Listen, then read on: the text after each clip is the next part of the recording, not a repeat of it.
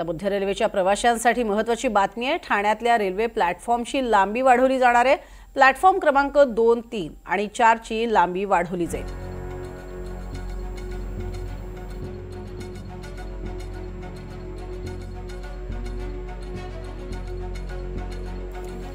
त्यामुळे 15 डब्यांच्या लोकल ट्रेनची संख्या वाढणार आहे।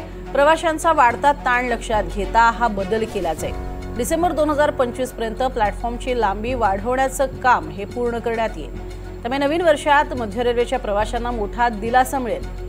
ठाणे रेल्वे स्टेशनमधून या संदर्भातला आढावा घेतला आमचे प्रतिनिधी रिजवान शेख यांनी। ठाणे स्टेशनवरती दररोज आपण जर पाहिलं तर 7 ते 8 लाख प्रवासी जे आहे ते मध्य रेल्वेतून प्रवास करतात आणि रेल्वे प्रशासनाच्या माध्यमातून एक काम जे हाती घेण्यात आलेले आहे।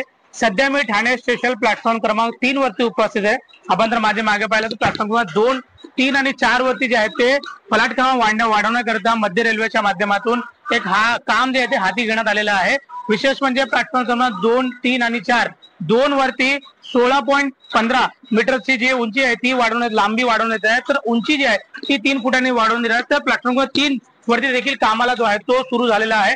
दररोज जे आहे ते लाखो प्रवासी जे आहे ते इथून प्रवास करतात आणि प्लॅटफॉर्म क्रमांक 4 वरती देखील आपण पाहिलं तर 40 मीटर लांबी आणि 3 फूट उंची अशी जी आहे ती फलाट क्रमांक वाढवण्यात आहे। कारण भविष्यात जे आहे ते ठाणे स्टेशन लाखो प्रवासी जे आहे ते प्रवास करतात। त्यामुळे डिसेंबर 2025 पर्यंत संपूर्ण काम जे आहे ते पूर्ण करण्याचा रेल्वेचा मानस आहे। त्यामुळे ज्या पद्धतीने ठाणे स्टेशन वरती अनेक वेळा आपण जर पाहिलं तर चेंगराचेंगरीची परिस्थिती देखील निर्माण होते। त्यामुळे रेल्वेने जे आहे ते चांगला पाऊल जे आपल्या हातामध्ये घेतलेलं आहे आणि प्लॅटफॉर्म 2 आणि 3 आणि 4 या फलक क्रमांकावरती आता याची लांबी आणि उंची वाढवण्याचं काम जे आहे ते मध्य रेल्वेच्या माध्यमातून हाती घेण्यात आलेलं आहे। त्यामुळे भविष्यात जे आहे ते याचा चांगलाच फायदा तो ठाणेकरांना याचा फायदा होताना आपल्याला दिसून येणार आहे।